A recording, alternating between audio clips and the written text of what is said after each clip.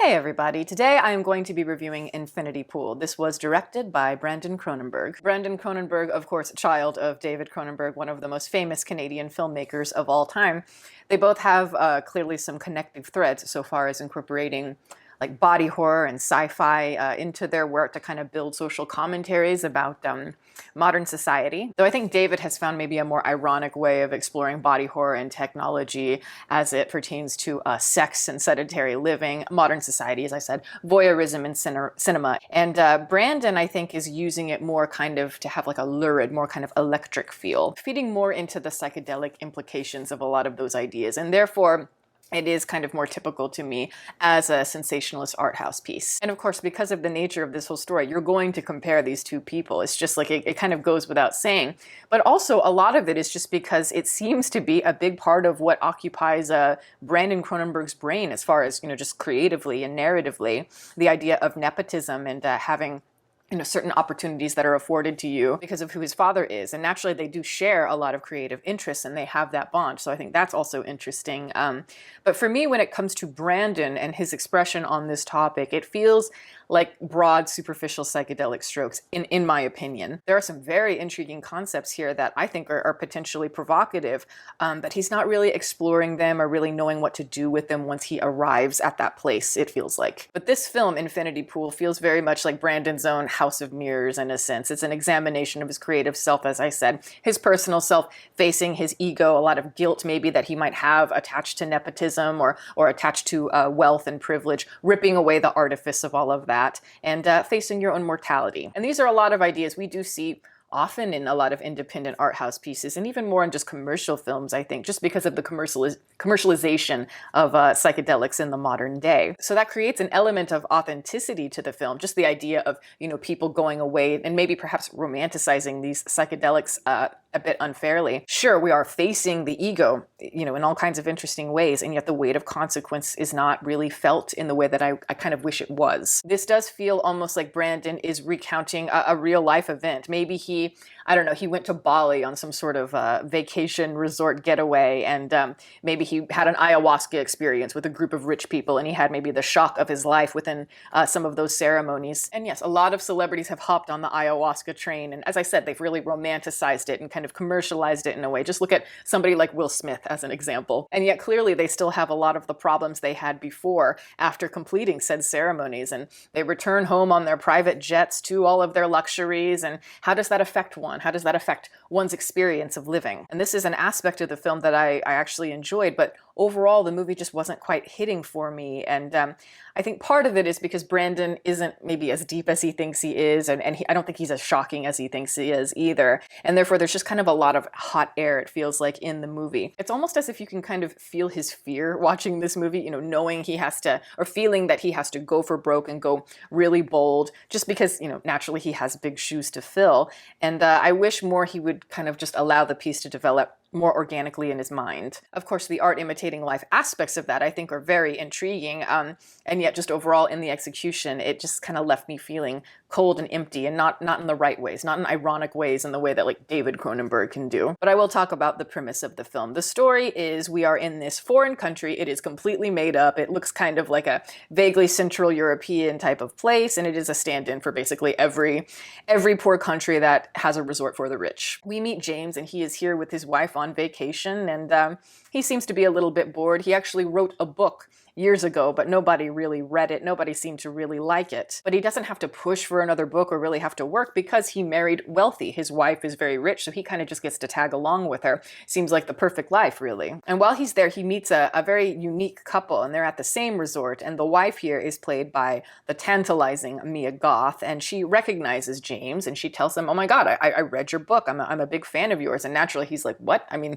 nobody read that book." So he's, of course, very intrigued by her. She and her husband eventually invite James and his wife to go with them outside of the resort to go picnicking on the beach. But if you go outside of the resort, you're not necessarily protected, and it can be quite dangerous. As James is driving back from the beach with everybody in the back, there is an accidental car accident, and he kills a local.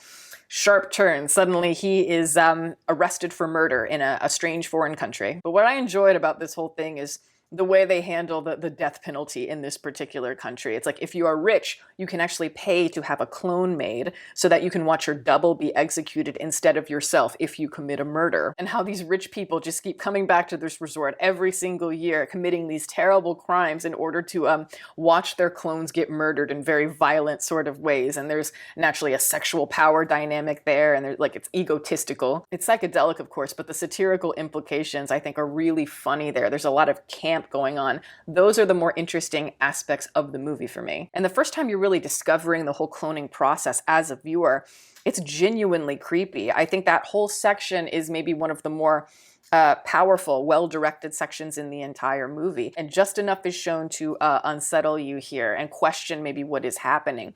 There is kind of a live wire kind of energy in this sequence, and I actually found it refreshing compared to more of the cold, sterile style of maybe his father. And as I said, the clone idea is really thought-provoking, and they could have taken that in all kinds of different directions. For instance, I really love the fake-outs where it's like at the end of the movie, it's this idea of not knowing whether the double is the double or if it's the real person. And yet still, as I said, there is a feeling watching the movie where Brandon is kind of puffing out his chest, creatively. And I don't think a lot of that puffery is necessarily serving the tension. And clearly this is a person who has an excellent eye for detail, artistic detail, and yet he's never fully at ease there. It's like you have a director playing house here, and I just don't think that the existential aspects of the ego death are coming across in the way that they should. Now, the performances are great. That is a huge aspect of what makes the movie work. Alexander Skarsgård, as an example.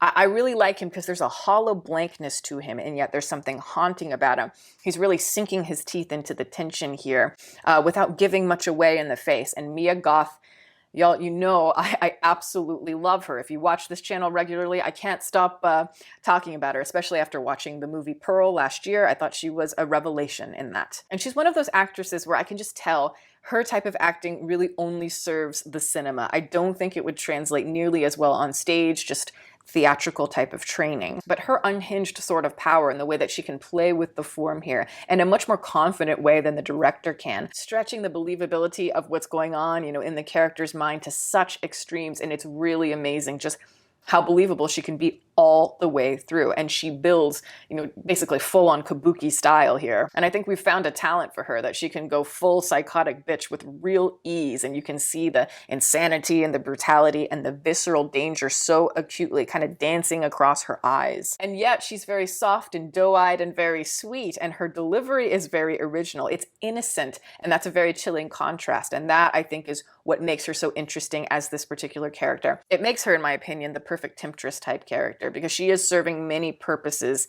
as this character. And I think that's probably why they cast her, because she's very good at that. I think she represents, in ways, a mentor and a guide during some of the psychedelic sequences. I think she's part Cheshire Cat, she's part villain temptress, as I said, and she's both a symbol of destruction of the male ego, the castration device, and she is also the maternal figure that is cleaning up after the baby, after his self-actualization is completed. Nursing, it's the full cycle there, very psychedelic, of course. In the second half of the movie, she is the thing that is riveting about it. And I just, as I said, I wish that the movie were as confident as she is, and I wish that there was more of a pronounced focus style and it was less ubiquitous. It reminds me of Spring Breakers, directed by Harmony Korine, but I do feel like he has more of an awareness and understanding of that type of material. There's more focus. Brandon, by contrast, I think is a little overwhelmed by his influences, and I think sometimes he needs to understand that less is more. Just stylistically, there's a lot of strange angles, and he's constantly kind of breaking the continuity between